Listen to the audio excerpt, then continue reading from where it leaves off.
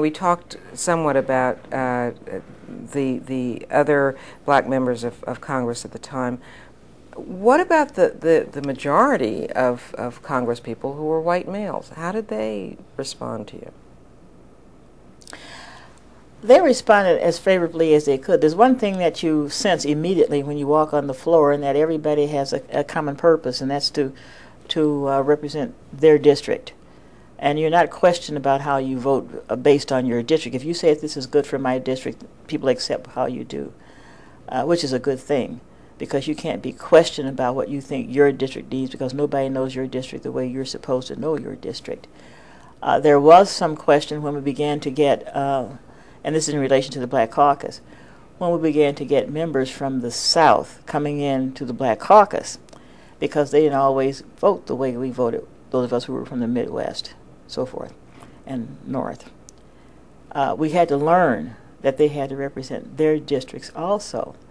And when we were asked, maybe asked by a member, this is just, for example, if we were asked to vote for a farm bill. Now, we don't grow a grain of corn in the 7th Congressional District of Illinois, but we do have friends on the caucus who have farms represented in their that they represent in their district, and in order to help each other do their jobs, perhaps we would have voted for a farm piece of legislation or something like that. That was the difference. At first, when we looked on the boards and saw that they hadn't voted like us, we wondered why.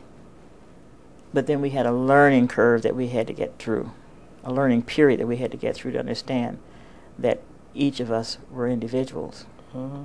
That was hard, but it worked. And when you first started, there are some African American congresswomen who have talked about, some members, some of the white congresspeople, men, who treated them not as equals, would call them by their first name, would, be patronizing to them. Well, maybe I was too old when I came in. I came in when I was 41, and I didn't have that experience because for some reason the chairman always called you by your name. They never call you by your first name or anything like that. And other members began to do the same thing. Now, in the Illinois delegation, we called each other by our first names pretty much. Danny Roskinkowski, you called Rusty or Danny or whatever it was.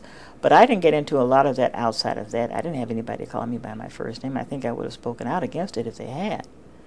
Now, what I have heard derogatory remarks being made by some members against other members who happen to be of other races. But you're going to find that in any group of people.